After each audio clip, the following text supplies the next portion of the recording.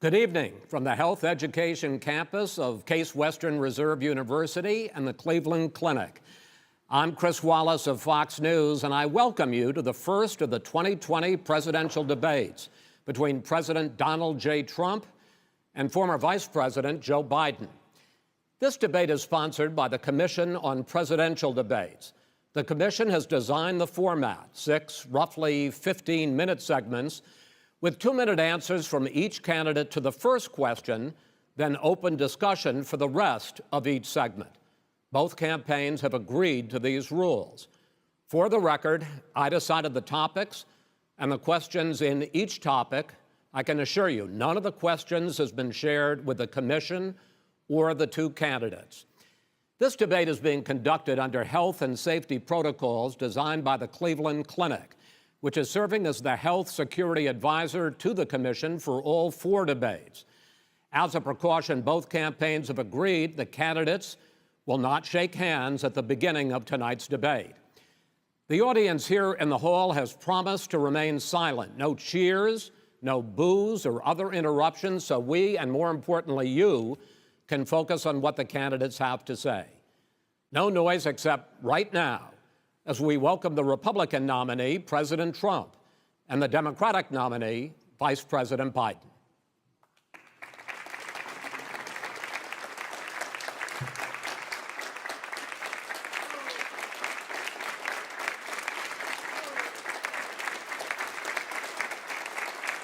How you doing, man? How are you?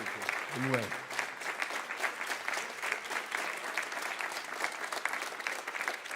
Gentlemen, a lot of people have been waiting for this night, so let's get going. Our first subject is the Supreme Court.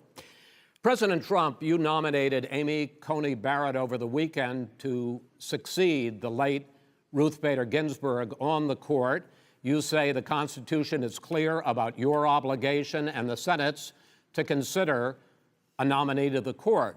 Vice President Biden, you say that this is an effort by the president and Republicans to jam through an appointment and what you call an abuse of power. My first question to both of you tonight: why are you right in the argument you make and your opponent wrong? And where do you think a Justice Barrett would take the court? President Trump, in this first segment, you go first, 2 minutes. Thank you very much, Chris. I will tell you very simply, we won the election. Elections have consequences.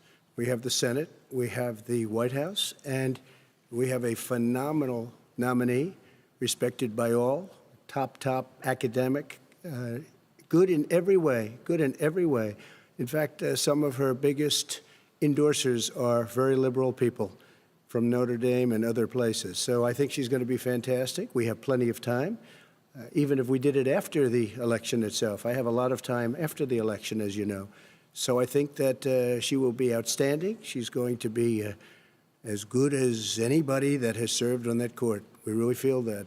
We have a professor at Notre Dame, highly respected by all, said she's the single greatest student he's ever had. He's been a professor for a long time at a great school. And we won the election, and therefore we have the right to choose her. And very few people knowingly would say otherwise. And by the way, the Democrats, they wouldn't even think about not doing it. If they had, the only difference is they'd try and do it faster. There's no way they would give it up. They had Merrick Garland, but the problem is they didn't have the election, so they were stopped. And probably that would happen in reverse also. Definitely would happen in reverse. So we won the election, and we have the right to do it, Chris.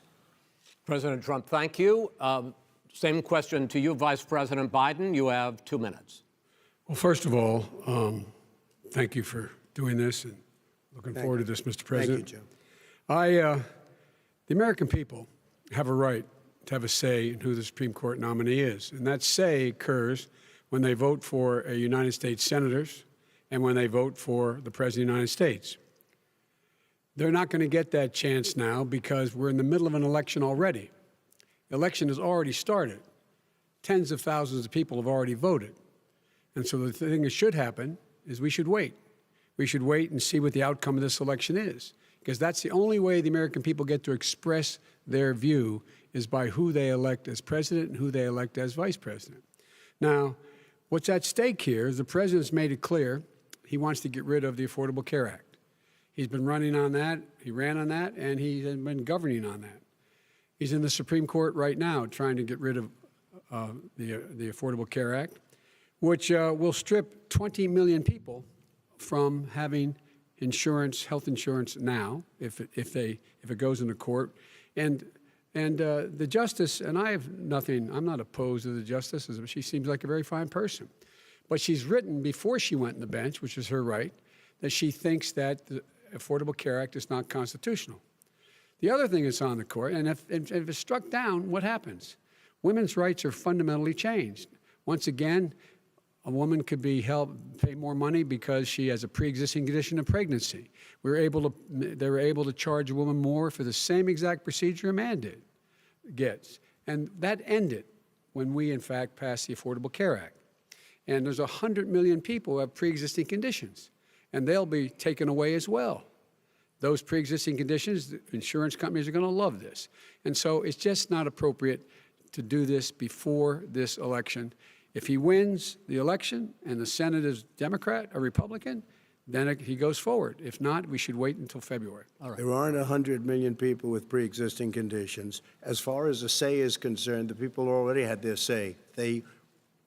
Okay, Justice Ginsburg said very powerfully, very strongly, at some point, 10 years ago or so, she said a president and the Senate is elected for a period of time, but a president's elected for 4 years.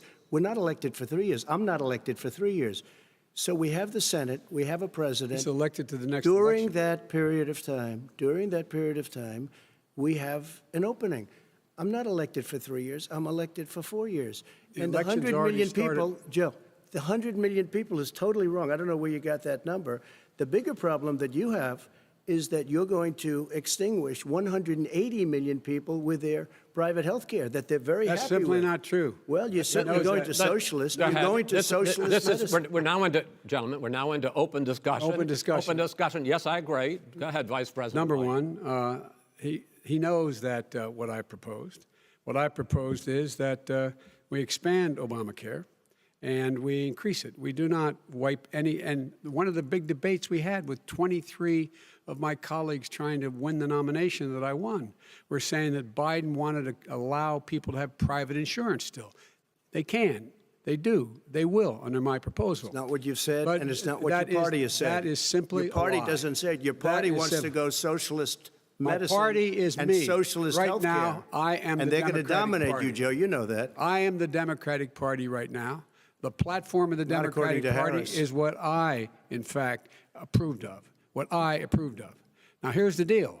The deal is that it's going to wipe out pre-existing conditions. And by the way, the 200,000 people that have died on his watch, how many of those have survived?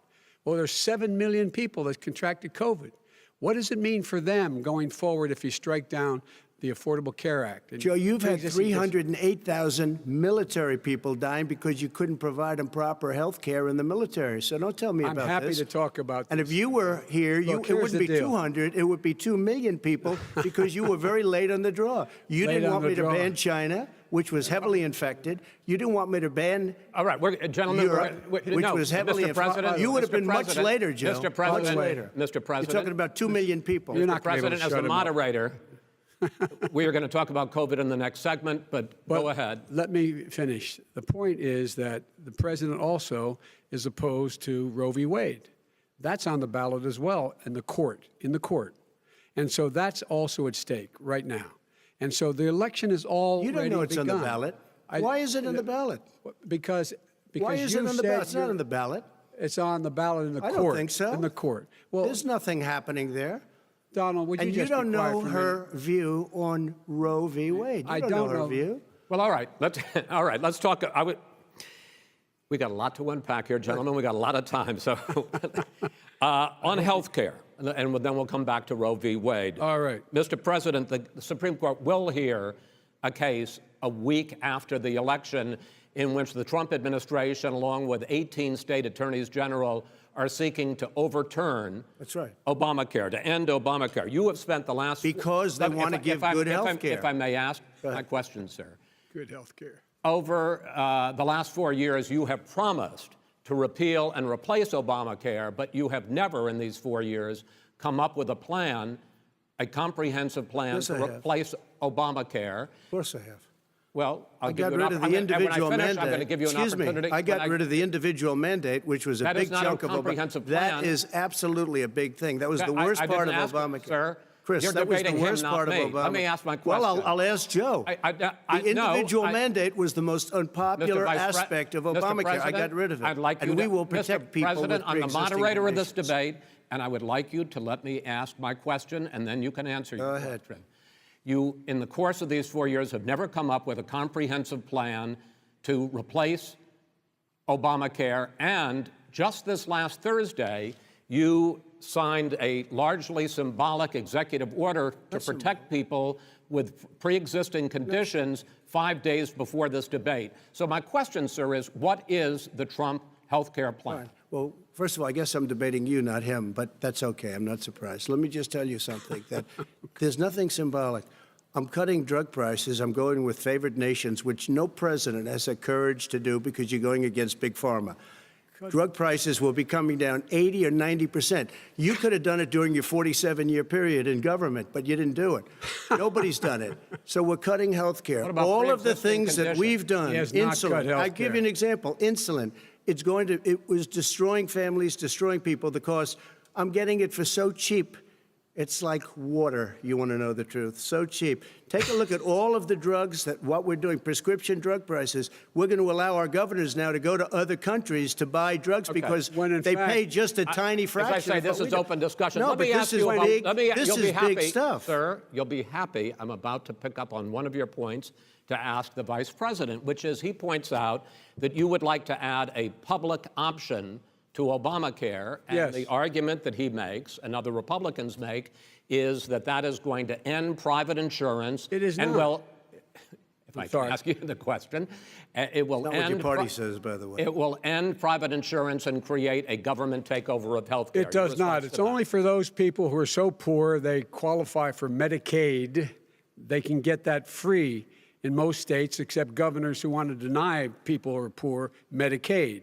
Anyone who qualifies for Medicare would Medicaid would automatically be enrolled in the public option. The vast majority of the American people would still not be in that option, number one. Joe, you Number agreed two. with Bernie Sanders, who's I far did- left, on the manifesto, When we you- call it. when And that manifest- gives you socialized medicine. Look, hey, Are you saying I'm not you going to didn't listen agree? to him. The fact of the matter is, I beat Bernie Sanders. Not by much. I beat him a whole hell of a lot. I'm Not by here much. standing facing you, old buddy. Pocahontas would have left Well, 2 days I tell early. you, You would have lost every primary. All he knows how to on do Super is hurt. Tuesday. You got Look, very lucky. here's the deal.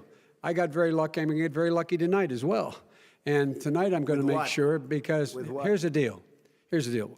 The fact is that everything he's saying so far is simply a lie. I'm not here to call out his lies. Everybody knows he's a liar. But you I just agreed. want to Hey, make wait, sure. Joe, you're the liar. I want to make sure. Graduated last in your class, not first in your class. I want to make Mr. sure. President, can you let him finish, sir? No, he doesn't know how to do that.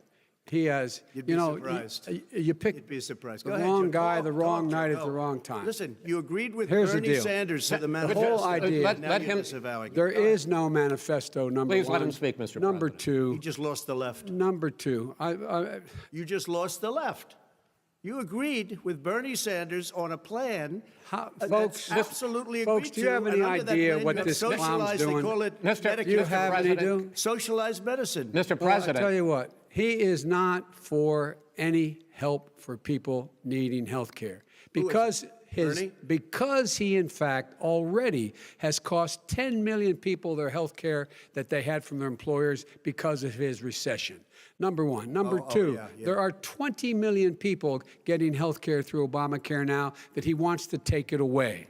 He won't ever look you in the eye and say that's what he wants to do. Take it away. No, I want to give them Number better three. health care at a much lower price But- because and by the way, Obamacare he doesn't is know no how. good. He doesn't know how I've to do already that. fixed it. He has never I've offered already a fixed plan. it to an extent. He has never Obamacare, done a as you single might thing. know, but probably don't. Obamacare Gentlemen, you is realize no if you're good, both Joe. speaking at the It's no same good, time, and it's too expensive. let the President, go ahead, sir. Obamacare is no good. We made it better. And I had a choice to make very early on. We took away the individual mandate. We guarantee pre-existing conditions, but took away the individual true. mandate.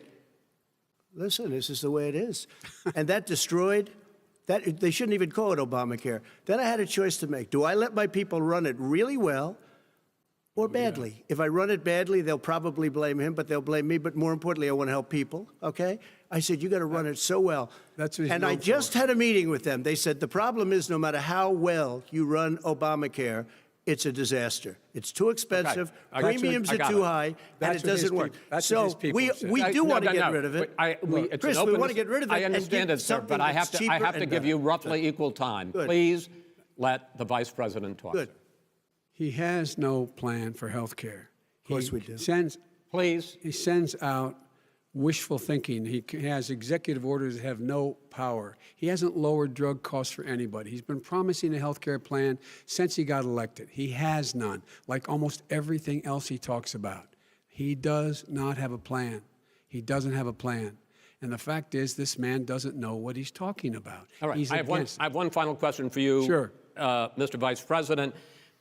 If Senate Republicans, we were talking originally about the Supreme Court here, if Senate Republicans go ahead and confirm Justice Barrett, there has been talk about ending the filibuster or even packing the court, adding to the 9 justices there. You call this a distraction by the president, but in fact, it wasn't brought up by the president.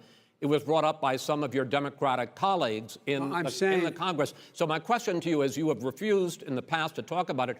Are you willing to tell the American people tonight whether or not you will support either ending the filibuster or packing the court? Whatever position I take on that, that'll become the issue. The issue is the American people should speak. You should go out and vote. You're in voting now. Vote and let your senators know how you gonna strongly pack you the feel. court? Vote now. gonna pack the Make court? sure you, in fact, let people know He doesn't wanna you're a answer the senator. question. I'm not going to answer the question Why because wouldn't you answer that because question? the question you want to is put a lot the of new question Supreme Court is justices, the radical question- left. Will you shut up, man? Listen, who is on your list, Joe? This Who's is on your so- list? All right, Gentlemen, I think This we've is ended so this. He's going to pack the unpresidential. court. That We is have so- not going to give a list. We have ended this segment. We're going to move on to the second segment. That was really a productive segment, wasn't it? Keep yapping, man. The people understand, Joe. They sure do. 47 years you've done nothing. They understand. All right. The second subject is COVID-19, which is an awfully serious subject, so let's try to be serious about it. We have had more than 7 million cases of coronavirus in the United States, and more than 200,000 people have died. Even after we produce a vaccine, experts say that it could be months or even years before we come back to anything approaching normal. My question for both of you is, based on what you have said and done so far and what you have said you would do starting in 2021, why should the American people trust you more than your opponent to deal with this public health crisis going forward? In this case, the question goes to you first, sir. 2 minutes uninterrupted. Good luck. 200,000 dead. As you said, over 7 million infected in the United States. We, in fact, have 4% of the world's population, 20% of the deaths. 40,000 people a day are contracting COVID. In addition to that, about between 750 and 1,000 people a day are dying. When he was presented with that number, he said, it is what it is. Well, it is what it is because you are who you are. That's why it is. The president has no plan. He hasn't laid out anything. He knew all the way back in February how serious this crisis was. He knew it was a deadly disease. What did he do? He's on tape as acknowledging he knew it. He said he didn't tell us or give people a warning of it because he didn't want to panic the American people. You don't panic. He panicked. In addition to that, what did he do? He went in and we were insisting that the people we had on the ground in China should be able to go to Wuhan and determine for themselves how dangerous this was. He did not even ask Xi to do that. He told us what a great job Xi was doing. He said we owe him a debt of gratitude for being so transparent with us. And what did he do then? He then did nothing. He waited and waited and waited. He still doesn't have a plan. I laid out Sir, back it's in his 2 March minutes. exactly it's so what we wrong. should be doing. And I laid out again in July what we should be doing. We should be providing all the protective gear possible. We should be providing the money the House has passed in order to be able to go out and get people the help they need to keep their businesses open schools. It costs a lot of money. You should get out of your bunker and get out of the sand trap and get in your golf course and go in the Oval Office and bring together the Democrats and Republicans and fund what needs to be done now to save lives. So if we would have listened to you. You have 2 minutes, sir. If we would have listened to you, the country would have been left wide open. Millions of people would have died, not 200,000, and one person is too much. It's China's fault. It should have never happened. They stopped it from going in, but it was China's fault. And by the way, when you talk about numbers, you don't know how many people died in China. You don't know how many people died in Russia. You don't know how many people died in India. They don't exactly give you a straight count, just so you understand. But if you look at what we've done, I closed it, and you said he's xenophobic. He's a racist, and he's xenophobic because you didn't think I should have closed our country. No, Wait a minute. It's his 2 minutes. You didn't think we should have closed our country because you thought it was terrible. You wouldn't have closed it for another 2 months. By my doing it early, in fact, Dr. Fauci said, President Trump saved thousands of lives. Many of your Democrat governors said, President Trump did a phenomenal job. We worked with the governor. Oh, really? Go take a look. The governors said I did a phenomenal job. Most of them said that. In fact, people that would not be necessarily on my side said that. President Trump did a phenomenal job. We did. We got the gowns. We got the masks. We made the ventilators. You wouldn't have made ventilators. And now we're weeks away from a vaccine. We're doing therapeutics already. Fewer people are dying when they get sick. Far fewer people are dying. We've done a great job. The only thing I haven't done a good job, and that's because of the fake news. No matter what you say to them, they give you bad press on it. It's just fake news. They give you good press. They give me bad press because that's the way it is, unfortunately. But let me just tell you something. I don't care. I've gotten used to it. But I'll tell you, Joe, you could never have done the job that we did. You don't have it in your blood. You could have never done that job. I know how to do the job. I know how to get the job Well, you didn't do very well in swine flu. H1N1, you were a disaster. Your own chief of staff said you were a disaster. 14,000 people died, not 200,000. There was no very- economic recession. Sir, you made a Far there less was no lethal recession. disease, You made a by the way. point. Let him answer it. And there was no one, we didn't shut down the economy. This is his economy he's shut down. The reason it's shut down is because, look, you folks at home, how many of you got up this morning and had an empty chair at the kitchen table because someone died of COVID? How many of you were in a situation where you lost your mom or dad and you couldn't even speak to them? You had a nurse holding a phone up so you could, in fact, say goodbye. You would have lost far How more many people. Far more people. You would have been And by the way, months late. your own, You were months behind me, his Joe. own CDC director says we could lose as many as another 200,000 people between now and the end of the year. And he held up, he said, if we just wear a mask, we can save half those numbers. Just a mask. And by the way, in terms of the whole notion of a vaccine, we're for a vaccine, but I don't trust him at all, nor do you. I know you don't. What we trust is a scientist. You don't we trust Dr. Johnson Fauci. & Johnson, Pfizer? And Okay, by the way, gentlemen, let me move on to questions about the future because you both have touched on two of the questions I'm going to ask.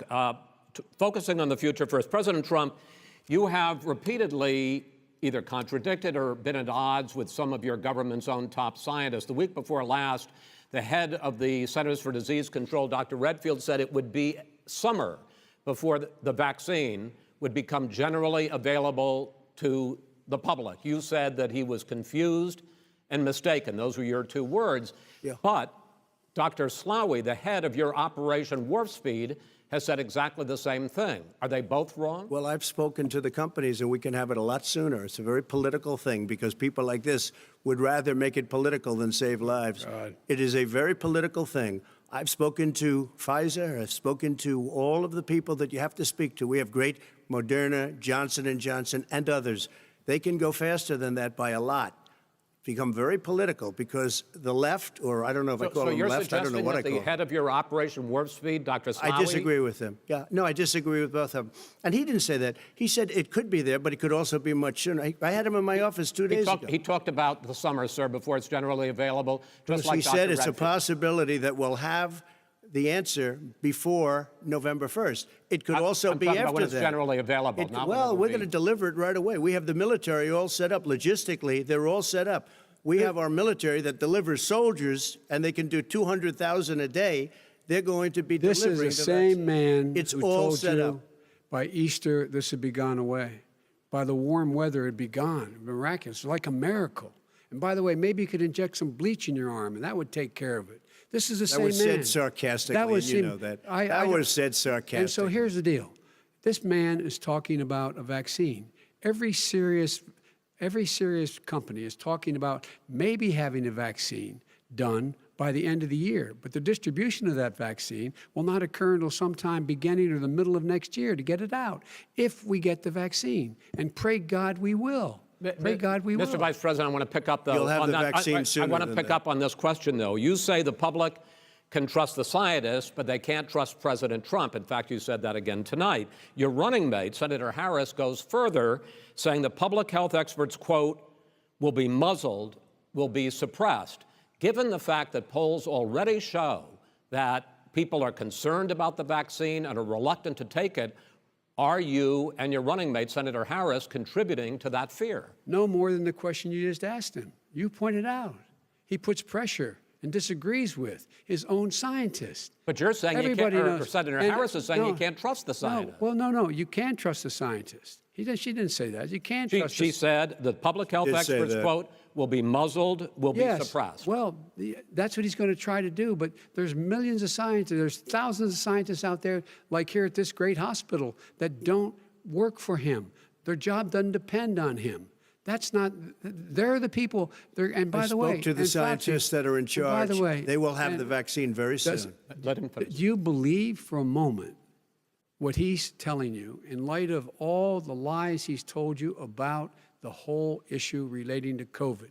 He still hasn't even acknowledged that he knew this was happening, knew how dangerous it was going to be back in February, and he didn't even tell you. He's on record as saying it. He panicked or he just looked at the stock market, one of the two, because guess what? A lot of people died, and a lot more are going to die unless he gets a lot smarter, a lot quicker. Mr. President? Did you use the word smart? So you said you went to Delaware State, but you forgot the name of your college. You didn't go to Delaware State. You graduated either the lowest or almost the lowest in your class. Don't ever use the word smart with me. Don't ever use that word. Oh, give me a break. Because you know what? There's nothing smart about you, Joe. 47 years, you've done nothing. Let's have this debate. And if you would have had, let me just tell you something, Joe. No, if you would have had the charge of what I was put through, I had to close the greatest economy in the history of our country. And by the way, now it's being built again. See, and it's We're going going to get up to the fast. economy in the next segment, sir. Okay. It's going up fast. Okay. Look forward to talking When about it comes to how the virus has been handled so far, the two of you have taken very different approaches, and this is going to affect how the virus is handled going forward by whichever of you ends up becoming the next president. I want to quickly go through several of those. Reopenings. Vice President Biden, you have been much more reluctant than President Trump about reopening the economy and schools. Why, sir? Because he doesn't have a plan. If I were running, I'd know what the plan is. You've got to provide these businesses the ability to have the money to be able to reopen with the PPE as well as with the sanitation they need. You have to provide that them to Nancy plastic. Pelosi. Well, he's just shush for a minute. Tell it to Nancy Pelosi. And Schumer, by the Brian way, Chuck. Nancy Pelosi and Schumer, they have a plan. He won't even meet with them. The Republicans won't meet with him in the Senate. And he sits on his golf course. And I mean, literally, think about it. You probably play think more than about I it. do, Joe. What about this question of reopenings and the fact? Well, he wants to shut down this country. And I want to keep it open. And we did a great thing by shutting it down. Wait a minute, Joe. Let me shut you down for a second, Joe, just for 1 second.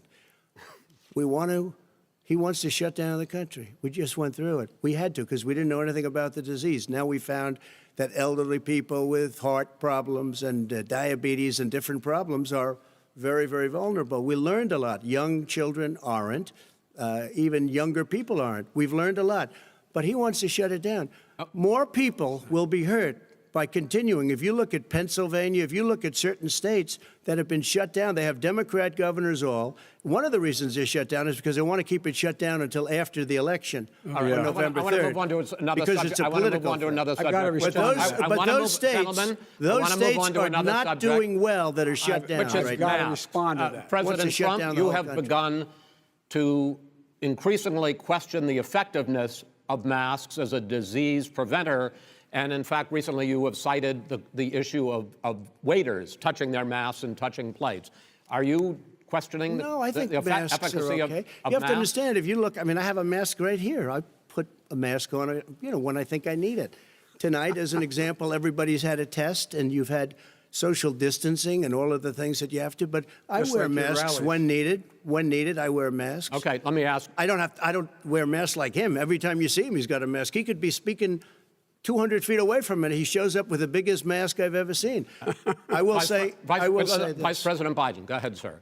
Look, the way to open businesses is give them the wherewithal to be able to open. We provided money. The Congress. But I was asking you, sir, about masks. Well, masks make a big difference. His own head of the CDC said if we just wore masks between now, everybody wore masks in social distance between now and January, we'd probably save up to 100,000 lives. It matters. And they've also It said the matters. opposite. They've also said the opposite. No serious person said the opposite. They've No also said, well, look serious all right, I at wanna Dr. ask you- Fauci. Dr. Fauci said the He opposite. did not I say want to the ask you, we opposite. got a said little very bit more than a strongly, minute left in this masks segment. are not good. Then he changed his mind. He said masks are good. I I'm wanna okay ask- with masks. I I'm want to not ask you fighting both about masks. one last subject, because your different approaches has even affected the way that you have campaigned. President Trump, you're holding large rallies with crowds packed together, thousands of people. Outside. Outside, yes, sir, agreed.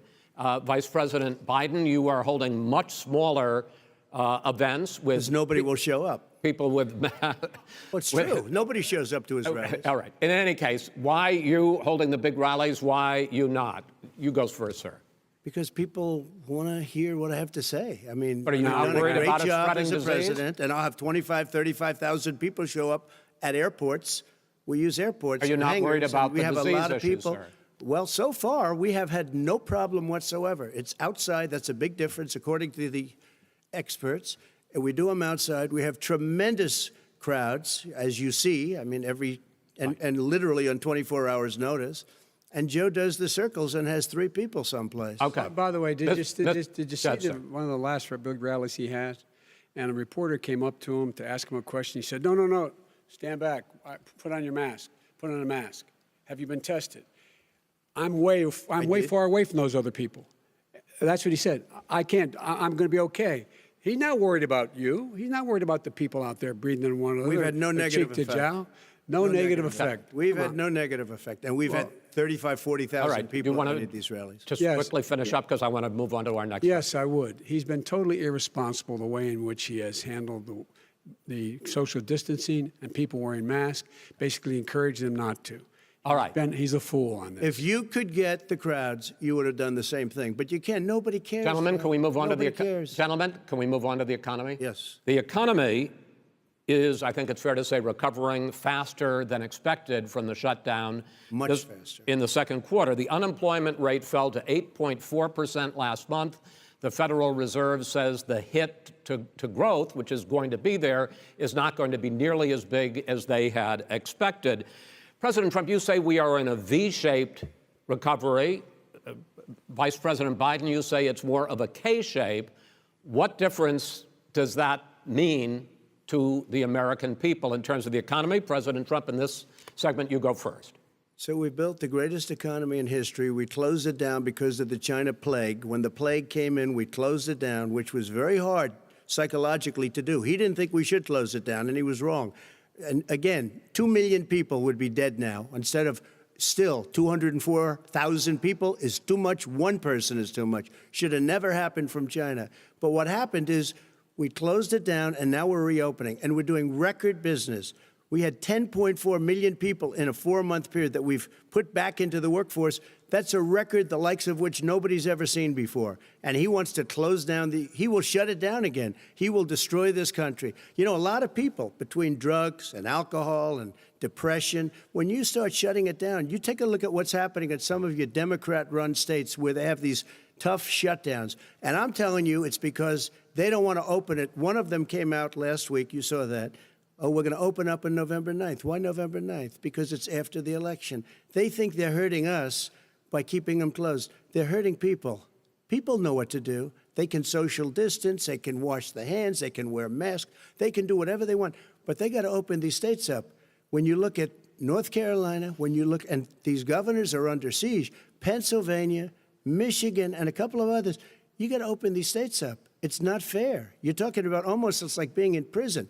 And you look at what's going on with divorce, look at what's going on with alcoholism and drugs. It's a very, very sad thing. And he'll close down the whole country. This guy will close down the whole country and destroy our country. Our country is coming back incredibly well, setting records as it does it. We don't need somebody to come in and say, let's shut it down. All right. Your 2 minutes, sir. We're now moved to you. As I said, posing the question, the president says it's a V-shaped recovery. You say it's a K-shaped recovery. What's the difference? The difference is millionaires and billionaires like him in the middle of the COVID crisis have done very well. Billionaires have made another $300 billion because of his profligate tax proposal, and he only focused on the market. But you folks at home, you folks living in Scranton and Claymont and all the small towns and working class towns in America, how well are you doing? This guy paid a total of $750 in taxes. Sir, wait, no, sir, it's It's just the wrong statement. Yeah, I understand. You've agreed to the 2 minutes, so please let him have it. Do I get my time back?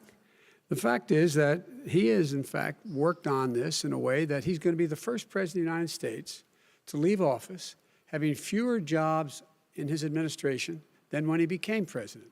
Fewer jobs than when he became president. First one in American history. Secondly, the people who have lost their jobs are those people who have been on the front lines, those people who have been saving our lives, those people who have been out there dying, people who've been putting themselves in the way to make sure that we could all try to make it. And the idea that he is insisting that we go forward and open when you have almost half the states in America with a significant increase in COVID deaths and COVID cases in the United States of America. And he wants to open it up more. Why does he want to open it up? Why doesn't he take care of the American? You can't fix the economy until you fix the COVID crisis. And he has no intention of doing anything about making it better for you all at home in terms of your health and your safety. Schools, why aren't schools open? Because it costs a lot of money to open them safely. You know, they were going to give, his administration was going to give the teachers and school students masks. And then they decided, no, couldn't do that because it's not a national emergency. Not a national emergency. They've done nothing to help small businesses. Nothing. They're closing. 1 in 6 is now gone. He ought to get on the job and take care of the needs of the American people so we can open safely. All right. Your time is up, sir. We are going to get to... I have to respond to that. Well, you both had 2 minutes, sir. Excuse me, he made a statement. So did you. People want their schools, people want their schools open. They don't want to be shut down. They don't want their state shut down. They want their restaurants. I look at New York. It's so sad what's happening in New York. It's almost like a ghost town, and I'm not sure it can ever recover what they've done in New York. People want their places open. They want to get back to their lives. They'll be careful, but they want their schools open. I'm the one that brought back football. By the way, I brought back Big Ten football. It was me, and I'm very happy to do it. And all right, people of Ohio are very proud of me. And you know how I found out? When he took Gentlemen, a phony we're going to ad. get to your economic plans going forward in a moment. But first, Mr. President, as you well know, there's a new report that in 2016, the year you were elected president, and 2017, your first year as president, that you paid $750 a year in federal income tax each of those years. I know that you pay a lot of other taxes, but I'm asking you the specific question. Is it true that you paid $750 in federal income taxes each of those 2 years? I paid millions of dollars in taxes, millions of dollars of income tax. And let me just tell you, there was a story in one of the papers. Show us your tax I paid $38 million 1 year. I paid $27 million Show us your tax 1 year. returns. I went... you'll see it as soon as it's finished. You'll see it. You know, if you want to go to the Board of Elections. There's a 118-page or so report that says everything I have, every bank I have, I'm totally under-leveraged because the assets are extremely good, and we have a very, I built a great company. I'm asking you a specific question, which is... But let me tell you... I understand all of that. I understand all of that. But no, Mr. President. Go ahead. I'm asking you a question. Will you tell us how much you paid in federal income taxes in 2016 and 2017? Millions of dollars. You paid millions of dollars? Millions of dollars, So yes. not 750? Millions of dollars, and you'll get to see it. And you'll get to see it. But let me just tell you, Chris, let me just tell you something, that it was the tax laws. I don't want to pay tax. Before I came here, I was a private developer. I was a private business people. Like every other private person, unless they're stupid, they go through the laws, and that's what it is. He passed a tax bill that gave us all these privileges for depreciation and for tax credits. We build the building and we get tax credits like the hotel on Pennsylvania Avenue. You get a massive, which, by the way, was given to me by the Obama administration, if you can believe that. Now, the man got fired right after that happened. But Vice President Biden, you want to respond? Yeah, I do want to respond. Look, the tax code that made him, put him in a position that he pays less tax than a school teacher makes on the money a school teacher makes is because of him he says he's smart because he can take advantage of the tax code. And he does take advantage of the tax code. That's why I'm going to eliminate the Trump tax cuts. And I'm going to eliminate those tax cuts and make sure that we invest in the people who, in fact, need the help. People out there need help. But why didn't you do it over the last 25 years? Because you weren't president. Because you weren't president screwing things up. You were a senator. And You're by the way, worst you were president America has ever had. Hey, Come Joe, on. let me just tell you, Joe. I've done more in 47 months. I've done more than you've done in 47 years, Joe. We've done things that you never even thought of doing, including fixing the broken military that you gave me, including taking care of your vets. Mr. President, we're talking about the economy. I'd like to ask you about your plans going forward because, Mr. Vice President, your economic plan, if you were to be elected president, focuses a lot on big government, big taxes, big spending. I want to focus first on the taxes. You propose more than $4 trillion over a decade in new taxes on individuals making more than $400,000 a year and on corporations.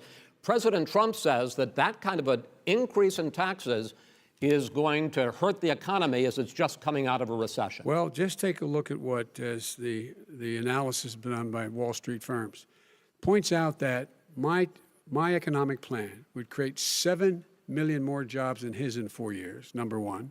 And number two, it would create an additional $1 trillion in economic growth because it would be about buying American. That we're going to make this federal government spend $600 billion a year on everything from ships to steel to buildings and the like. And under my proposal, we're going to make sure that every penny of that has to be made by a company. But respectfully, sir, I'm talking about taxes, not spending. By the way, I'm going to eliminate a significant number of the tax. I'm going to make the corporate tax 28%. It shouldn't be 21%. You have 91 companies, in the Fortune 500 who don't pay a single penny in tax, making billions of dollars. Why didn't you do it before when you were vice president with Obama? Because you, in fact, passed that. That was your tax proposal. I got it done. And you know what happened? Yeah, you got it done. Our economy boomed like it's never boomed The economy is busted. Let me finish. Mr. President, let me pick up on that. You would continue your free market approach, lower taxes, more deregulation, correct? Not lower taxes for American people. But let me. Excuse me. But in Obama's, you talk about the economy booming. It turns out that in Obama's final 3 years as president, more jobs were created, 1.5 million more jobs than in the first 3 years of your presidency. They had the slowest recovery economic recovery since 1929. It was the slowest recovery. Also, they took over something that was down here. All you had to do is turn on the lights and you pick up a lot. But they had the slowest economic recovery since 1929. Let me tell you about the stock market. When the stock market goes up, that means jobs. It also means 401ks. If you got in, if you ever became president with your ideas, you want to terminate my taxes, I'll tell you what, you'll lose half of the companies that have poured in here will leave, and plenty of companies that are already here, they'll leave for other places. They will leave, and you will have a depression, the likes of which you've never seen. Look, we inherited the worst recession short of a depression in American history. I was asked to bring it back. We were able to have an economic recovery that created the jobs you're talking about. We handed him a booming economy. He blew it. It wasn't booming. Blew it. He blew it. It wasn't booming. It was the weakest recovery since 1929. Is it fair to say he blew it when fact, when there was record low unemployment before COVID? Yeah, but because what he did, even before COVID, manufacturing went in the hole. Manufacturing went in a hole. Excuse number me, one. Chris. Wait. Number two. Chris. Number three. They said it would take. No, you were number two. No. Chris. They said it would This take a guy is miracle to bring back manufacturing. I brought back 700,000 jobs. They brought back nothing. They gave up on manufacturing. We Part did of my not regret- standard fare. I'm the guy that He brought totally back gave the up on automobile manufacturing. industry. All right, let him. We brought back, I was asked to bring back Chrysler and General Motors. We brought them back right here in the state of Ohio and Michigan. He blew it. They're gone. He blew it. And in fact, they're going Ohio after had the best year it's ever had last year. Michigan had the best year they've ever had. That is not Many true. car companies came in from Germany, from Japan, went to Michigan, went to Ohio. They're not having And that. they didn't come in with you. Mr. Vice President, go ahead. And so you take a look at what he's actually done. He's done very little. His trade deals are the same way. He talks about these great trade deals. You know, he talks about the art of the deal. China's perfected the art of the steal. We have a higher deficit with China now than we did before. We have the highest trade deficit China with ate Mexico. your lunch, down All right, gentlemen, 18%. China ate your lunch, Joe, and no wonder your son goes in and he takes out billions of dollars, to manage. He makes millions of dollars. And also, Simply while not we're at it, true. why is Simply it, just out of curiosity, the mayor of Moscow's wife gave your son $3.5 million. is What not did he true. do to deserve it? That What is did he do with Burisma none to of that- deserve Wait, wait, $183,000? None You've of asked that your is question, true. let him answer. None of that is true. It's Oh, really? been He didn't totally, get But no, $3.5 hey, million? Mr. President, It's Mr. totally- President, please. totally ask a question. discredited. Totally discredited. And by the way, Well, wait, he didn't get No, no. $3.5 million, Joe? Mr. Vice, He got Mr. $3.5 million. President, that is not true. Oh, Here's- really? Mr. Oh. President, But, Mr. it's an open discussion, please. Now, It's a fact. Well, It you is have not a raised an fact. issue. Let the It's been Vice totally President answer. discredited. Did There was a Burisma pay him report. $183,000 a month with no experience in energy? Mr. Look, President, no job. My son did nothing wrong at Burisma. I think he did. and Mr. the only guy President, that let did him something- answer. He doesn't want to let me answer because he knows I have the truth. His position has been totally, thoroughly discredited. who? And The Ukraine, media? By everybody. Well, by the By the media, media, by our because they refuse to allies, by talk the about it World because they're Bank, embarrassed. by everyone has discredited. Matter of fact, even Mr. the people President, who please stop. testified under oth. So let me under ask you oath, this, under- Joe. under No, oath. go ahead, Mr. I'm listening to Even you. the people under. He got $3.5 million from testified- Moscow. He testified under oath in his administration, said, I did my job and I did it very well. Oh, I really? did it I'd like honorably. to know who they are. Well, I'll give you the list I'll of the fire people who them. testified. No, go ahead, sir. Sure, you've already fired most of them because they did a Some good because job. some people don't do well, a good here's job. With you, Go they ahead. say- You get here's the wait deal. a minute. You get the final word, Mr. Well, it's hard to get any word in with this clown. Excuse me, this. Hey, this let me just person. tell you, No. Mr. President. $3.5 Mr. million, President. Joe. That is simply. Why did not he true. deserve $3.5 million It from did- Moscow? Look, here's the deal. We want to talk about families and ethics. I don't want to do that. I mean, his family we could talk about all night. His family's My already. family, No, let him go. my family already lost wrote- a fortune by That's coming right. down Go and ahead. helping Go us ahead. with Go ahead, government. sir. And that's Every- such a. they're right that's here. a- Mr. That's President. such a Every great. single one of them lost This a is not fortune about President. my coming and family or helping his us with family. It's government. about your family, They the didn't American collect people. $3.5 million He for doesn't. nothing. That's not true. It doesn't want to talk about what you need. You, the American people. It's about you. That's what we're talking about you here. should All right, Not that's the end about of here. that's the end of the Shouldn't have segment. taken the money. We're moving on. He didn't take them. Well, Vice it's a President, but Chris, no, can I be honest? It's a very important Try to be question. honest. No, I- he I- stood good up. No, he stood up, the answer to and the he question is no. threatened Ukraine. No, sir. With $1 billion, if you don't That get rid of is the press. You know what? You're absolutely wait, not stop. You're on true. tape doing it. You're going to You're on have tape. True. Gentlemen. Is- I hate to raise Chris, my voice, he's but it on seems tape. to be, why should I be different than the two of you? So here's the Got a deal. good point. We have 6 segments. We have ended that segment. We're going to go to the next segment. In that segment, you each are going to have 2 uninterrupted moments. In those 2 uninterrupted minutes, Mr. President, you can say anything you want. I'm going to ask a question about race, but if you want to answer about something else, go ahead. But I think that the country would be better served if we allowed both people to speak with fewer interruptions. I'm appealing to you, sir, to do that. Well, and him too. Well, frankly, you've been doing more interrupting Well, that's than all he right, has. but he does plenty. Well, less than, sir, less there's than. plenty. No, less than you have. Let's please continue on.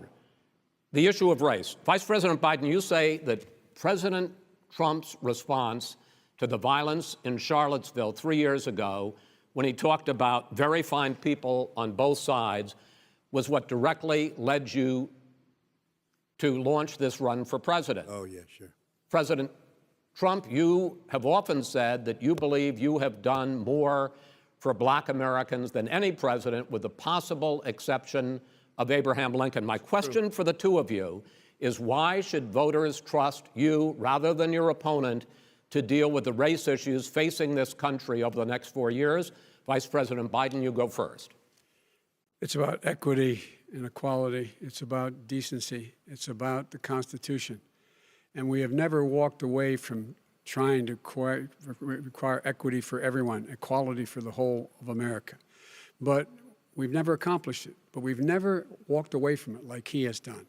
It is true. The reason I got in the race is when those people, close your eyes, remember what those people looked like coming out of the fields carrying torches, their veins bulging, just spewing anti-Semitic bile, and accompanied by the Ku Klux Klan. A young woman got killed. And they asked the president what he thought. He said there were very fine people on both sides. No president has ever said anything like that. It is whose Now, 2 minutes, sir. second point I'd make to you is that when Floyd was killed, when Mr. Floyd was killed, there was a peaceful protest in front of the White House. What did he do? He came out of his bunker, had the military use tear gas on him so he could walk across to a church and hold up a Bible. And then what happened after that? The bishop of that very church said that it was a disgrace. The general who was with him said all he ever wants to do is divide people, not unite people at all. This is a president who has used everything as a dog whistle to try to generate racist hatred, racist division. This is a man who, in fact, you talk about helping African Americans.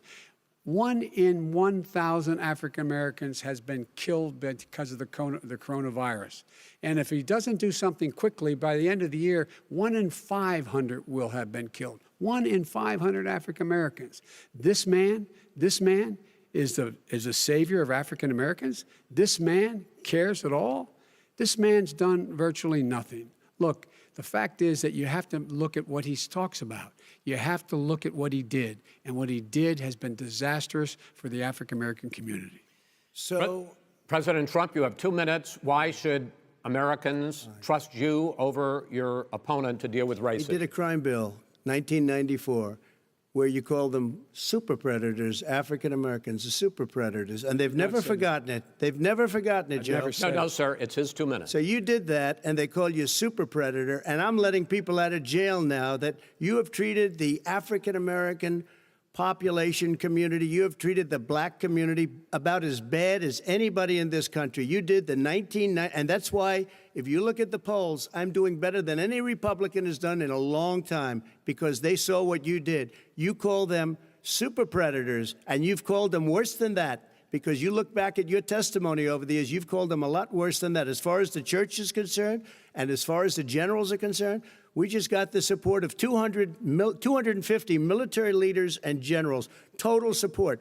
Law enforcement, almost every law enforcement group in the United States. I have Florida, I have Texas, I have Ohio, I have Portland. The sheriff just came out today and he said, I support President Trump. I don't think you have any law enforcement. You can't even say the word law enforcement, because if you say those words, you're going to lose all of your radical left supporters. And why aren't you saying those words, Joe? Why don't you say the words law enforcement? Because you know what? If they called us in Portland, we would put out that fire in a half an hour, but they won't do it because they're run by radical left Democrats. If you look at Chicago, if you look at any place you want to look, Seattle, they heard we were coming in the following day, and they put up their hands, and we got back Seattle. Minneapolis, we got it back, Joe, because we believe in law and order, but you don't. The top 10 cities and just about the top 40 cities are run by Democrats and, in many cases, radical left. And they've got you wrapped around their finger, Joe, to a point where you don't want to say anything about law and order. And I'll tell you what, the people of this country want and demand law and order, and you're afraid to even say it. All right. I want to return to the question of race. Vice President Biden, after the grand jury in the Breonna Taylor case decided not to charge any of the police with homicide, you said it raises the question, quote, whether justice could be equally applied in America. Do you believe that there is a separate but unequal system of justice for blacks in this country? Yes, there is. There's systemic injustice in this country, in education and work and in law enforcement and the way in which it's enforced. But look, the vast majority of police officers are good, decent, honorable men and women. They risk their lives every day to take care of us. But there are some bad apples. And when they occur, when they find them, they have to be sorted out. They have to be held accountable. They have to be held accountable. And what I'm going to do as President of the United States is call together an entire group of people at the White House, well, everything from the civil rights groups to the police officers, to the police chiefs, and we're going to work this out. We're going to work this out so we change the way in which we have more transparency in when these things happen. These cops aren't happy to see what happened to George Floyd. These cops aren't happy to see what happened to Breonna Taylor. Most don't like it. But we have to have a system where people are held accountable. And by the way, violence in response is never appropriate. Never appropriate. Peaceful protest is. Violence is never appropriate. All right. What is peaceful protest? When they run through the middle of the town and burn down your stores and kill people all over the place, and you say peaceful protest? President Trump, No, it's I'm not not, asking. but you say it is. President Trump, I'd like to continue with the Yes, issue go of ahead, race. I please. promise we're going to get to the issue of law and order in a moment. This month, your administration directed federal agencies to end racial sensitivity training that addresses white privilege or critical race theory. Why did you decide to do that, to end racial sensitivity training? And do you believe that there is systemic racism in this country, sir?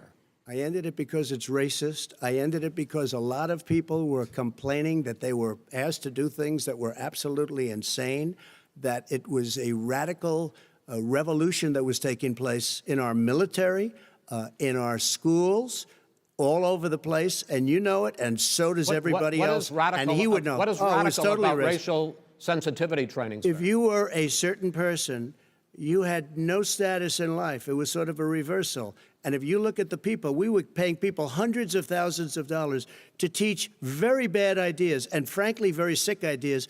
And really, they were teaching people to hate our country. And I'm not going to do that. I'm not going to allow that to happen. We have to go back to the core values of this country. They were teaching people that our country is a horrible place, it's a racist place, and they were teaching people to hate our country. And I'm not going to allow that to happen. Vice President Biden? Nobody's doing that. He's the racist. You just don't know. Here's the deal. I know a lot more about You this don't than he know. does. Let him finish. The fact is that there is racial insensitivity. People have to be made aware of what other people feel like, what insults them, what is demeaning to them. It's important to people know. They don't want to. Many people don't want to hurt other people's feelings, but it makes a big difference. It makes a gigantic difference in the way a child is able to grow up and have a sense of self-esteem.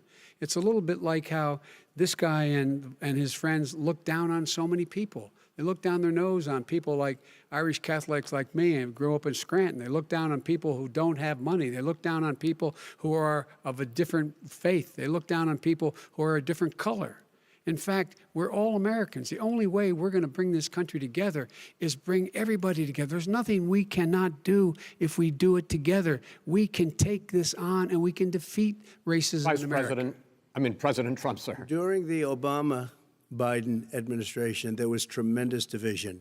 There was hatred. You look at Ferguson, you go to many places. Look at Oakland. Look what happened in Oakland. Look what happened in Baltimore. Look what happened. Frankly, it was more violent than what I'm even seeing now. Oh, my but the Lord. reason is that ridiculous. the Democrats that run these Absolutely cities ridiculous. don't want to talk like you about law and order. Violent and you crime, still haven't mentioned. violent Are you in crime. favor of law and order? I'm in favor of law. You follow it. Are you in and a little favor bit of law and order? Go yes, ahead, I'm say in it. favor. You Everybody's asked a in favor question, of let him finish. Law He'll and order. lose his Law left. and No, order. Let him answer. Law and order with justice, where people get treated fairly. And the fact of the matter is, violent crime went down 15% in our administration. All right. It's gone up on his watch. Went down much more in ours. All right, we're now. is president of the Mr. President, you're going United to. States of America. We were Mr. President, breaking every record in the book. Mr. President, you're going to be very happy because And the we're now going to talk about law and order. Places we had trouble were Democratic-run cities. That's and exactly so- my question. Democratic- There has been a dramatic increase in homicides in America this summer, particularly, and you often blame that on Democratic mayors and Democratic governors, but in fact, there have been equivalent spikes in Republican-led cities like Tulsa and Fort Worth. So the question is this really a party issue? I think it's a party issue. You can bring in a couple of examples, but if you look at Chicago, what's going on in Chicago, where 53 people were shot and 8 died, shot. If you look at New York, where it's going up like nobody's ever seen anything, the numbers are going up 100, 150, 200%. Crime. It is cities. Crazy what's going on. And he doesn't want to say law and order because he can't, because he'll lose his radical left supporters. And once he does that, it's over with. But if he ever got to run this country and they ran it the way he would want to run it, we would have our suburbs would be gone. By the way, our suburbs would be gone, and you would see problems like you've never seen. He would know a suburb unless he took a wrong turn. Oh, I know suburbs. He would not. So much I was better. raised, Go ahead. Wait a minute. I was raised in the suburbs. This is not 1950. All these dog whistles and racism don't work anymore. Suburbs are by and large integrated. There's many people today driving their kids to soccer practice and/or to black and white and Hispanic in the same car as there have been any time in the past. What really is a threat to the suburbs and their safety is his failure to deal with COVID. They're dying in the suburbs. His failure to deal with the environment. They're being flooded. They're being burned out because his refusal to do anything. That's why the suburbs are in trouble. I do want to talk about this issue of law and order, though. And in the joint recommendation that came from the Biden-Bernie Sanders task force, you talked about, quote, reimagining policing. Yeah. First of all, what does reimagining policing mean, and do you support? It means. Let me, if I might finish the question. What does reimagining policing mean, and do you support the Black Lives Matter call for community control of policing? Look, what I support is the police having the opportunity to deal with the problems they face. And I'm totally opposed to defunding the police offices. As a matter of fact, local police, the only one defunding it, his budget calls for a $400 million cut in local law enforcement assistance. They need more assistance. They need, when they show up for a 9/11 call, to have someone with them as a psychologist or psychiatrist to keep them from having to use force and be able to talk people down. We have to have community policing like we had before, where the officers get to know the people in the communities. That's when crime went down. It didn't go up, it went down. And so we have to be engaged. That's not what they're talking about, Chris. That's not what they're talking about. He's talking about defunding the police. That is not true. He doesn't have any law support. Look, he has no law enforcement support. That's not true. Almost that's nothing. Look. Oh, really? Who do you have? Name one group that supports you. Name one group that came out and supported you. Go ahead. Look, think. We have time. We don't have time to do anything. No, think all right. Name one law enforcement group that came out and supported gentlemen, you. I think I'm going to take back the There moderator's aren't. I don't role, think there are any. and I want to get to another subject, which is the issue of protests in many cities that have turned violent. In Portland, Oregon, especially, we had more than 100 straight days of protests, which I think you would agree. You talk about peaceful protests. Many of those turned into riots. Mr. Vice President, you say that people who commit crimes should be held accountable. The question I have, though, is, as the Democratic nominee, and earlier tonight you said that you are the Democratic Party right now, have you ever called the Democratic mayor of Portland or the Democratic governor of Oregon and said, hey, you got to stop this, bring in the National Guard, do whatever it takes, but you'd stop the days and months of violence in Portland? I don't hold public office now. I am a former vice president. I've made it clear in my public statements that the violence should be prosecuted. It should be prosecuted, and anyone who commits it. But you've never called for the people, the leader. Excuse me, sir. You had never called for the leaders in Portland and in Oregon to bring in the National Guard and knock off 100 days of riots. They can, in fact, take care of it if he just stay out of the way. Look here. Oh, really? Really? Here's the thing. I sent in the U.S. Marshals to get the killer of the young man in the middle of the street. They shot him, and for 3 days, President Trump, Portland wouldn't do anything. I had to send in the U.S. Marshals. They took care of business. Go ahead, sir. And by the way, his own former spokesperson said, riots and chaos and violence help his cause. That's what this is all about. I don't know who said that. I do. Who? I think Kellyanne Conway. I don't think she said that. She said that. And so here's the all right. But here's the point. Go ahead, the point sir. is that That's what he is, keeps trying to rile everything up. He doesn't want to calm things down. Instead of going in and talking to people and saying, let's get everybody together, figure out how to deal with this. What's he do? He just pours gasoline in the fire constantly, And- every single solitary Okay, time. and to end this, button up this segment, I'm going to give you a minute to answer, sir. You have repeatedly Well, wait, criticized. I have to answer his No, statement. you have His statement. repeatedly. Wait, you have just one no. second. You've been talking He back made and a forth. statement. I'm asking you. I would no, love to you know, end it. sir. I would love to end it, and you we know, if would you want to very- switch seats, We would could very quickly. We could do that, but I'd I'm send no, in I- the National Guard. It would be over. There'd be no problem. Okay, But they good. don't want to accept the National Guard. You have repeatedly criticized the vice president for not specifically calling out Antifa and other left-wing That's right. extremist groups. But are you willing tonight to condemn white supremacists and militia groups and to say that they need to stand down and not add to the violence in a number of these cities, as we saw in Kenosha and as we've seen in Portland? Sure, are you I'm willing prepared to do that, specifically but Do it. Well, I go would ahead, say, sir. I would say almost everything I see is from the left wing, not from the right wing. what are you- If what are you saying? I'm willing to do anything. I want to see Well, peace. then do it, sir. Say it. Do it. Say it. Do you want to call him? What do you want to call him? Give me a name. Give me a White name. Go ahead. supremacists and Who would right you like me to supremacists. condemn? White Proud Boys. supremacists and right-wing Proud militia. Boys, stand back and stand by. But I'll tell you what. Somebody's got to do something about Antifa and the left, because this is not a right-wing problem. His This own is a left-wing. FBI director This said is the a threat left-wing of Go ahead, problem. white go ahead, sir. supremacists. Antifa's an idea, not an organization. Oh, you gotta be not kidding. militia. That's what Oh, really? his It's an idea. His Okay. FBI director Gentlemen, said. Well, we're then gonna- you know what? No, He's no, wrong. we're done, sir. We're moving on to the next. Everybody We're gives moving. you bat advice hits in you your over the head, that's not administration. an idea. Everybody in Antifa your is administration bad. tells you the truth has a bad idea. Can I tell you what? You have no ideas. that are Antifa is a dangerous All right, radical gentlemen, group. we're now moving on to the Trump and and you ought to be Biden careful records. with them. They'll overthrow you. When in a 2 president, seconds. I'm going to ask a question. When the president seeks a second term, it is generally a referendum on his record. But Vice President Biden, you like to quote one of your dad's sayings, which is, don't compare me to the Almighty, compare me to the alternative. And in this case, sir, you are the alternative. Looking at both of your records, I'm going to ask each of you, why should voters elect you president over your opponent? In this segment, President Trump, you go first, 2 minutes. Because there has never been an administration or president who has done more than I've done in a period of 3.5 years. And that's despite the impeachment hoax. And you saw what happened today with Hillary Clinton, where it was a whole big con job. But despite going through all of these things, where I had to fight both flanks and behind me and above, there has never been an administration that's done what I've done.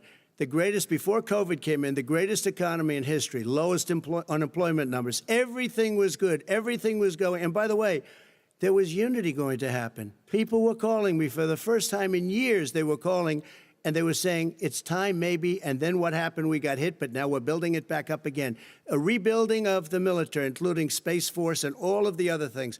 A fixing of the VA, which was a mess under him. 308,000 people died because they didn't have proper health care. He was a mess. And we now got a 91% approval rating at the VA, our vets. We take care of our vets. But we've rebuilt our military. The job that we've done, and I'll tell you something, some people say maybe the most important. By the end of the first term, I'll have approximately 300 federal judges and Court of Appeals judges, 300, and hopefully 3 great Supreme Court justices. That is a record, the likes of which very few people, and you know one of the reasons I'll have so many judges? Because President Obama and him left me 128 judges to fill. When you leave office, you don't leave any judges. That's like, you just don't do that. They left 128 openings, and if I were a member of his party, because they have a little different philosophy, I'd say if you left us 128 openings, you can't be a good president, you can't be a good vice president. But I want to thank you because it gives us almost, it'll probably be above that number by the end of this term. Fine, sir. 300 judges, it's a record. Looking at both your records, why should voters elect you president as opposed to President Trump? this You have 2 president- minutes uninterrupted. Under this president, we become weaker, sicker, poorer, more divided, and more violent. When I was vice president, We inherited a recession. I was asked to fix it. I did. We left him a booming economy, and he caused a recession. With regard to being weaker, the fact is that I've gone head-to-head with Putin and made it clear to him we're not going to take any of his stuff. He's Putin's puppy. He still refuses to even say anything to Putin about the bounty on the heads of American soldiers. Your son got And- $3.5 million. And by the way, my son... Wait a minute. Mr. President, your campaign agreed to both sides would get 2-minute answers uninterrupted. Well, your side agreed to it, and why don't you observe what your campaign agreed to as a ground rule, okay, sir? He never keeps his word. Can you add No, back no, He's I'm a not person asking. that's That was a not yelling rhetorical at you, that's question. all. Can you Go add ahead, back sir. 30 seconds? Yeah, yes, Okay. you may have. All right. Go ahead. So, thirdly, we're poor. The billionaires have gotten much more wealthy by a tune of over $300 to $400 billion more just since COVID. You in the home, you got less. You're in more trouble than you were before. In terms of being more violent, when we were in office, there were 15% less violence in America than there is today. He's president of the United States. It's on his watch. And with regard to more divided, the nation can't stay divided. We can't be this way. And speaking of my son, the way you talk about the military, the way you talk about them being losers and being and just being suckers. My son was in Iraq. He spent a year there. He got the Bronze Star. He got the Conspicuous Service Medal. He was not a loser. He was a patriot, and the people left behind there were heroes. Really? And I resent. Are you talking like about hell. Hunter? Are you talking about I'm talking about my son, Bo Biden. You're talking about. I don't know Bo. I know Hunter. Yeah, Hunter you know Bo. Hunter got thrown out of the military. He was thrown out, dishonorably discharged. That's not true. He for wasn't dishonorably cocaine use. And he didn't have a job until you became vice president. Once you None of became that vice is president, true. he made a fortune in Ukraine, in China, in Moscow, That is simply and various not other places. true. He My made son, a fortune. Gentlemen, my son, and he didn't have a job. My son, like a lot of people we know at home, had a drug problem. He's overtaken it. He's fixed it. He's worked on it, and I'm proud of him. But why was he proud of given my tens son. of millions All of right. But he dollars? wasn't given All right. tens of millions He was of dollars. given That tens is of totally, millions of that's dollars. been totally President Trump, discredited. we've already been through. Totally discredited. We've already been through this. I think the American people would rather hear about more substantial So do I. subjects. Well, you know, as the moderator, sir, I'm going to make a I know, but when judgment call somebody here. gets $3.5 million Okay, from right. the Let's mayor talk about- of Moscow. let's talk That is about- not I think true. it's a terrible That thing. report is totally Why did he get discredited. it? I Mitt think, Romney on that committee said it wasn't worth taxpayers' money, that report. It was written for political reasons. you know, I'd like to talk about climate change. So would I. Okay. The forest fires in the West are raging now. They have burned millions of acres. They have displaced hundreds of thousands of people. When state officials there blame the fires on climate change, Mr. President, you said, I don't think the science knows. Over your 4 years, you have pulled the U.S. out of the Paris Climate Accord. You have rolled back a number of Obama environmental records. What do you believe about the science of climate change? And what will you do in the next 4 years to confront it? I want crystal clean water and air. I want beautiful, clean air. We have now the lowest carbon. If you look at our numbers right now, we are doing phenomenally. But I haven't destroyed our businesses. Our businesses aren't put out of commission. If you look at the Paris Accord, it was a disaster from our standpoint. And people are actually very happy about what's going on because our businesses are doing well. As far as the fires are concerned, you need forest management in addition to everything else. The forest floors are loaded up with trees, dead trees that are years old, and they're like tinder, and leaves and everything else. You drop a cigarette in there, the whole forest burns down. You've got to have forest management. What do you You've got to have believe? cuts. What do you believe about the science of climate change, sir? I believe that we have to do everything we can to have immaculate air, immaculate water, and do whatever else we can that's good. You know, we're planting 1 billion trees, the Billion Tree Project, and it's very Do you exciting believe for a lot of that, people. that human pollution, greenhouse gas emissions contributes to the global warming of I this think planet? a lot of things do, but I think to an extent, yes. I think to an extent, yes. But I also think we have to do better management of our forests. Every year, I get the call, California's burning. California's burning. If that was cleaned, if that were if you had forest management, good forest management, you wouldn't be getting those calls. You know, in Europe, they live their forest cities. They're called forest cities. They maintain their forests. They manage their forests. I was with the head of a major country. It's a forest city. He said, sir, we have trees that are far more, they ignite much easier than California.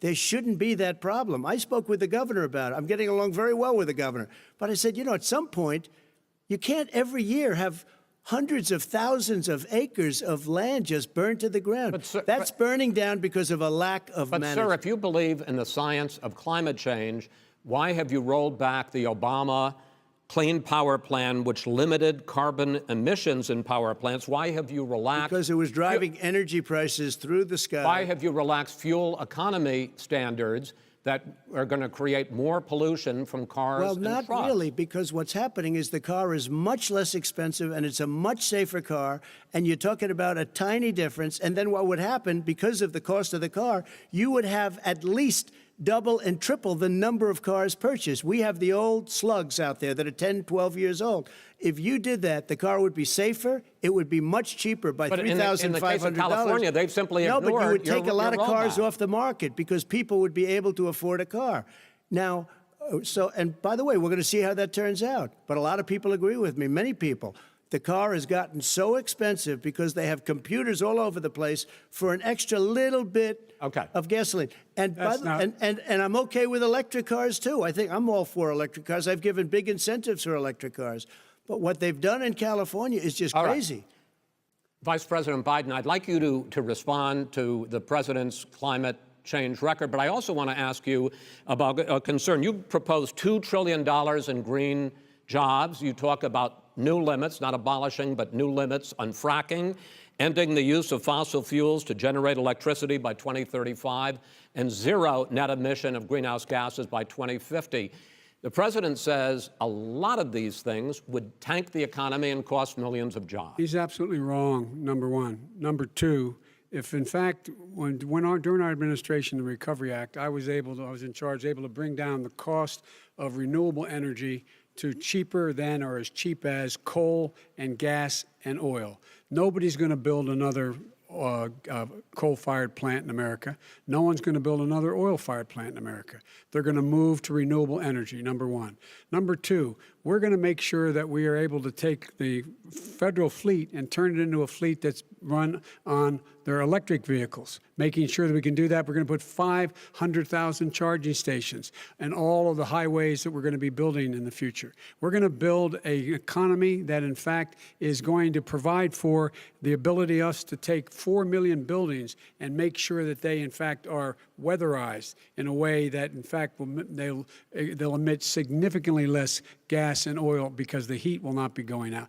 There's so many things that we can do now to create thousands and thousands of jobs. We can get to net zero in terms of energy production by 2035.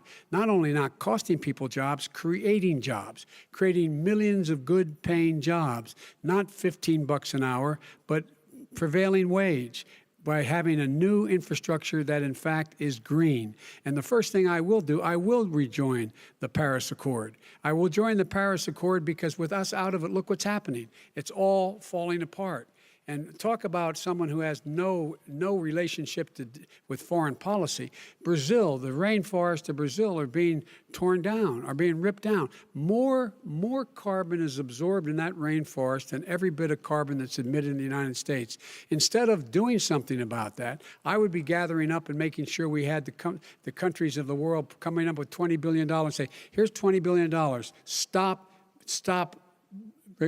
tearing down the forest. And if you don't, then you're going to have significant economic consequences. What about the argument that President Trump basically says that you have to balance environmental interests and economic interests, and he's drawn his line? Well, he hadn't drawn a line. He still, for example, makes sure that he wants to make sure that methane's not a problem. You can now emit more methane without it being a problem. Methane. This is a guy who says that you don't have to have mileage standards for automobiles that exist now. This is a guy who says that, well, the fact that it's all true. And here's the deal. He's talking about the Green New Deal, and it's not $2 billion or $20 billion, as you said. It's $100 trillion. I'm talking about where they the want to rip Biden down plan. Go for a buildings minute, and then you can go. and rebuild the building. No, It's the that is dumbest, not- most that ridiculous, is not where the case. airplanes are out of Wait a minute, sir. business, That's it. where two-car systems are out, where they Not want to true. take out the cows, too. Not That's not true. true either, right? Not this is true. this is a 100 Simply, trillion. look, That's more money than our that is- country could make in that is 100 simply years if we're not going. the case. All right, let me It will destroy because, our because I country. actually, wait a minute, sir. I actually have studied your plan, and it includes upgrading 4 million buildings, weatherizing 2 million homes over 4 years, building 1.5 million energy-efficient homes. So the question becomes, the president is saying, I think some people who support the president would say that sounds like it's going to cost a lot of money and hurt the economy. What it's going to do is going to create thousands and millions of jobs, good-paying trillion. jobs. But let him finish, sir. He doesn't know how to do that. $100 They- billion. The fact is, it's going to create millions of good-paying jobs, and these tax incentives to people for people to weatherize, which he wants to get rid of. It's going to make the economy much safer. Look how much we're paying now to deal with the hurricanes. By the way, he has an answer for hurricanes. He said maybe we should drop a nuclear weapon on them. They may. I never said that That's at all. he did say. You that. made it up.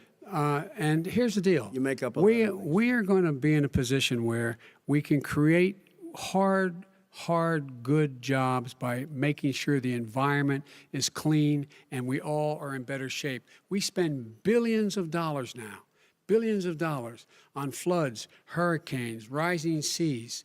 We're in real trouble. Look what's happened just in the Midwest with these storms that come through and wipe out entire sections and counties in Iowa.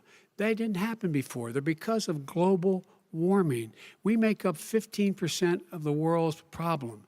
We, in fact, but the rest of the world, we've got to get them to come along. That's why we have to get back into the Paris Accord. All right, gentlemen, Wait a minute, Chris. So why didn't he do it for 47 years? You were vice president. Why didn't you get the world? China sends up real dirt into the air. Russia does. India does. They all do. We're supposed to be good. And by the way, he made a couple of statements. The Green New Deal is $100 trillion, That is not not $20 my billion. plan. That's The Green well, New you want to Deal rebuild every is not building. my plan. You want to All right, rebuild all right. every. If he knew you have to- anything wait, no, no, about, wait. if he Gentlemen, knew He anything made a about, statement Gentlemen. about the military. He said I said something about the military. He and his friends made it up, and then they went with it. I never said it. Okay. That is What not he true. did Sir, is he you're done in said this segment. he called Mr. the military Vice President, stupid bastards. I and he did said not it on say tape. that. He said Mr. stupid Please, bastards. He not said true. it. Stop. I would never I say would that play to the it. military. Play it. Go ahead.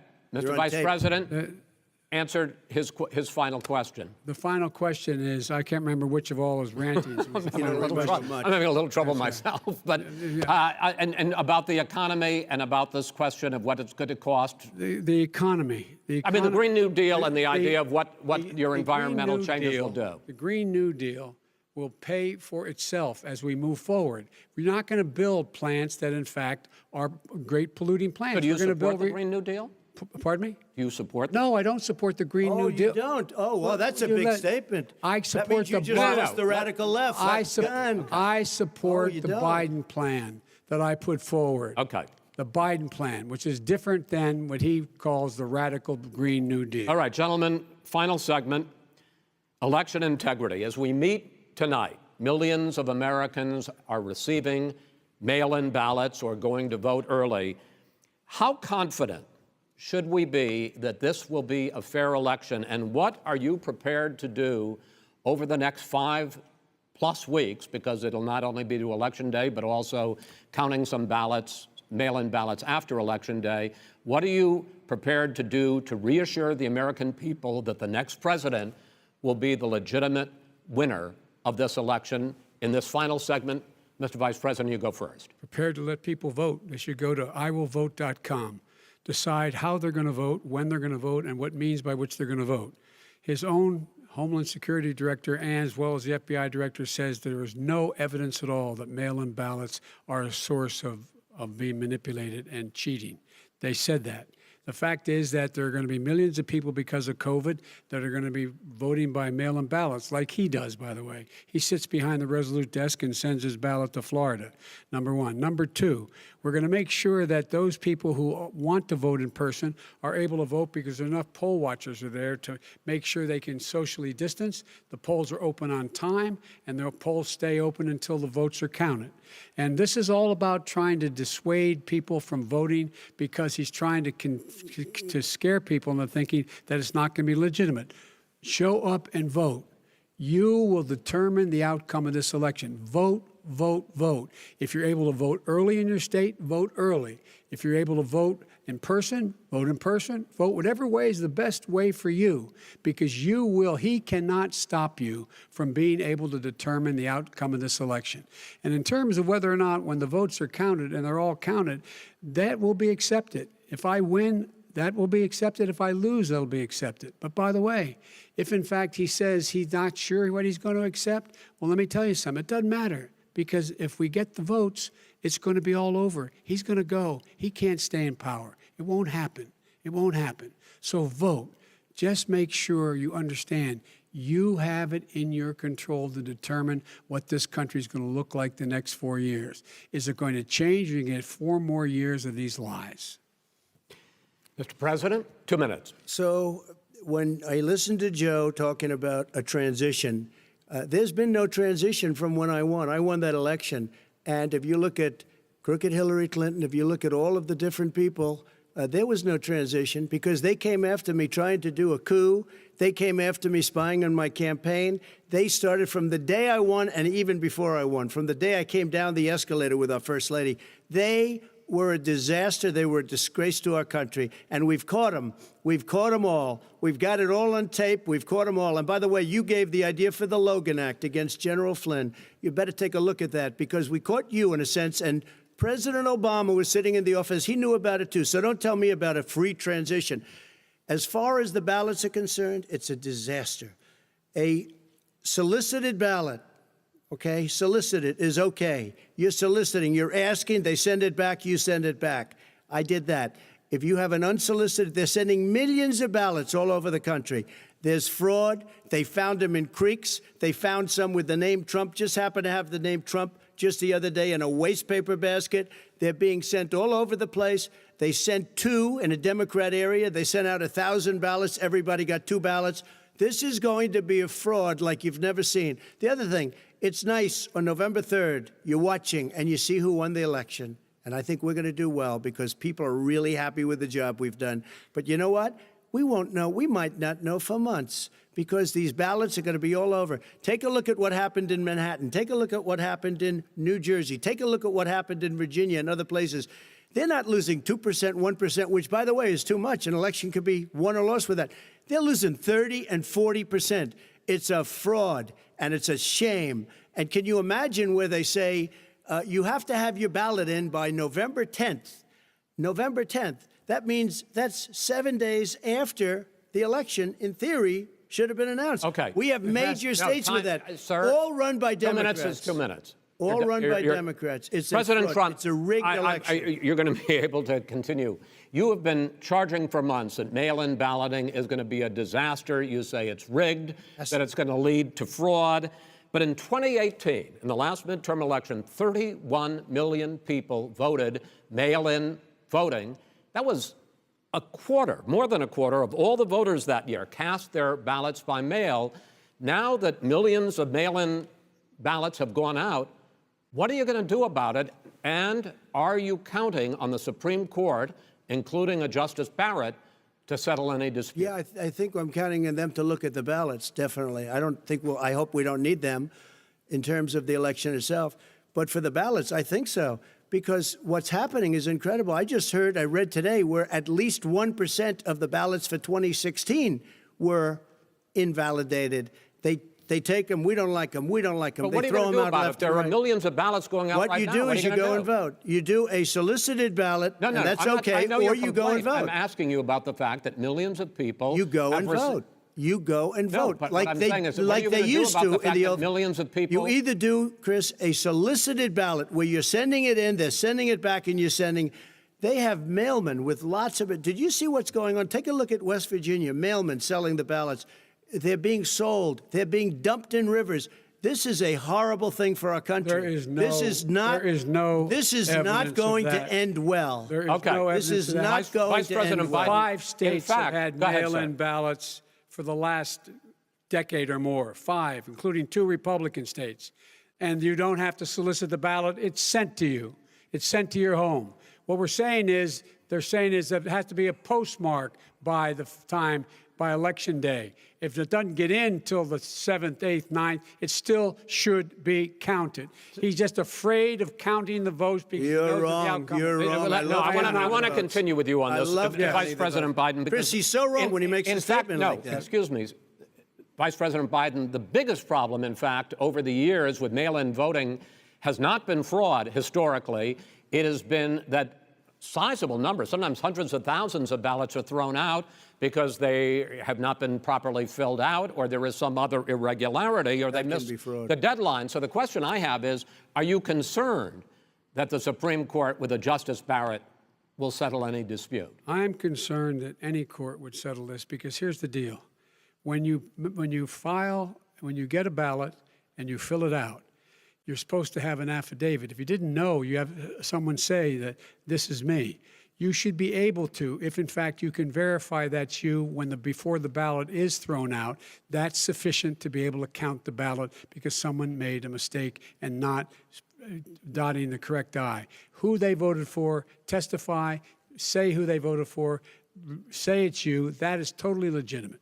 All right. Excuse me, Chris, when you have 80 million ballots, Gentlemen, I have a final Senate question. and swamping the system, you know it can't be done. You know it can't, and already All there's right, been so now- fraud. Mail deception. service delivers Wait a minute, gentlemen, in the 185 final million question pieces of is, mail a day. in million 8 ballots. states, we can keep talking. It's in a- 8 it's a states, disgrace. election workers are prohibited, currently by law, 8 states, from even beginning to process ballots, even take them out of the envelopes and Yes. flatten them until Election Day. That means that it's likely, because there's going to be a huge increase in mail-in balloting, that we are not going to know on election night who the winner is, that it could be days, it could be weeks. Could be months. Until we find out who the new president is. So first for you, sir, finally for the vice president, I hope neither of you will interrupt the other.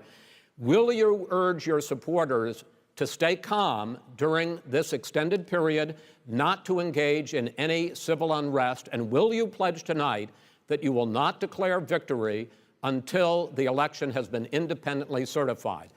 President Trump, you go first. I'm urging my supporters to go into the polls and watch very carefully, because that's what has to happen. I am urging them to do it. As you know, today there was a big problem. In Philadelphia, they went in to watch. They're called poll watchers, a very safe, very nice thing. They were thrown out. They weren't allowed to watch. You know why? Because bad things happen in Philadelphia, bad things.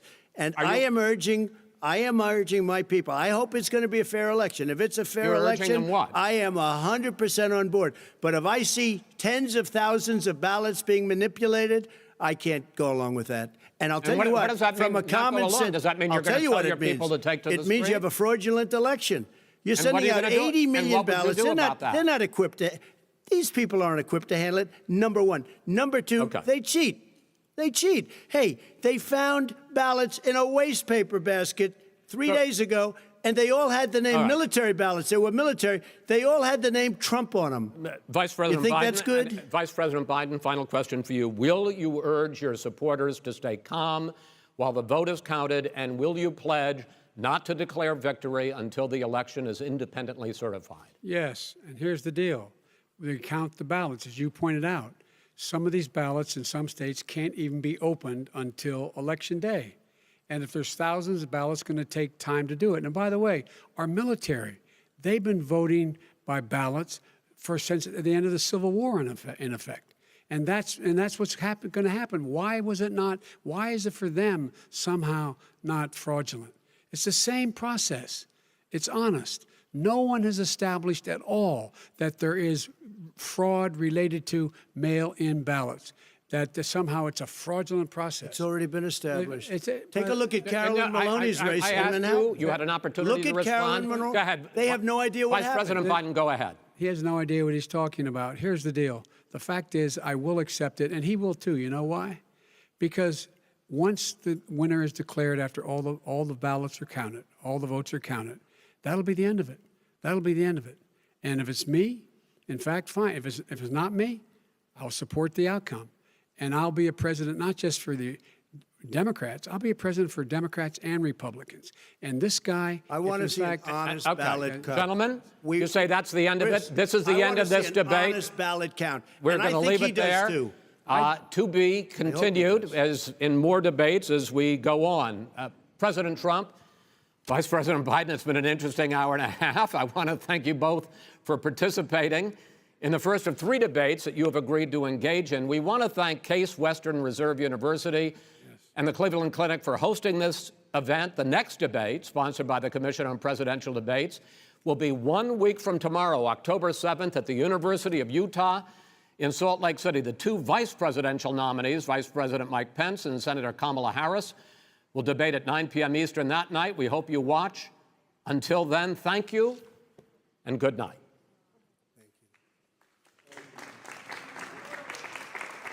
Thank you.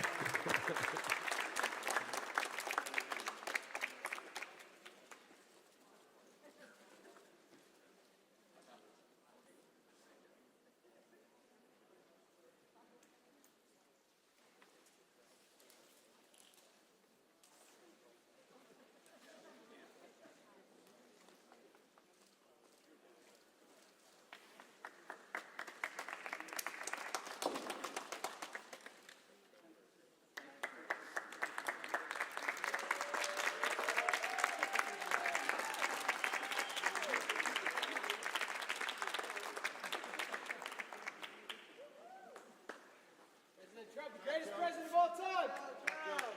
We love you, Trump!